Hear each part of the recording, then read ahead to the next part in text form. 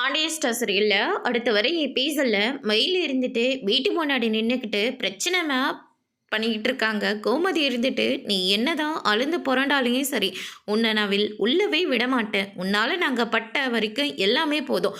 உன்னால் என் பையன் படக்கூடாது, எல்லா கஷ்டமும் பட்டுட்டான். நீங்கள் செஞ்ச தப்பை மறைக்கிறதுக்காக என் பையனை தப்பானவனு சொல்லி எங்ககிட்டே வந்து சொன்னல. அப்போவே தெரிஞ்சிருச்சு நீ எவ்வளோ மோசமானவனு.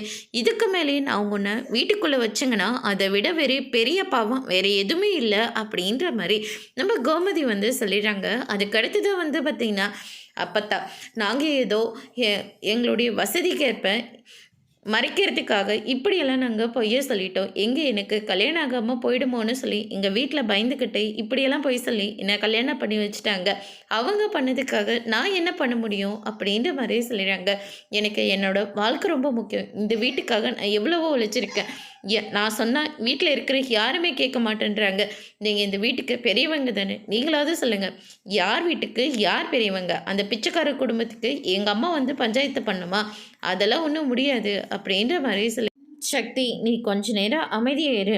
மயிலு இருமா நான் போய் பேசுகிறேன் அப்படின்னு சொல்லிட்டு அம்மாச்சி இருந்துட்டு நேராக கோமதியோட வீட்டுக்கு போகிறாங்க. நான் உள்ளே வரலாமா அப்படின்ற மாதிரி சொன்ன உடனே நீங்கள் எதுக்காக இங்கே வரீங்க? உங்களை பார்க்கவே எனக்கு சுத்தமாக பிடிக்கல. குடும்பமாக சேர்ந்து இப்போ உங்களுக்கு ரொம்ப சந்தோஷமாக இருக்கும். உங்கள் வீடே இப்போ திருவிழா மாதிரி இருக்குமே அப்படின்னு சொல்லிட்டு கோமதி வந்து சொல்லிடுறாங்க. அத்தோட இன்னைக்கான பிரமோ முடிச்சிருக்காங்க.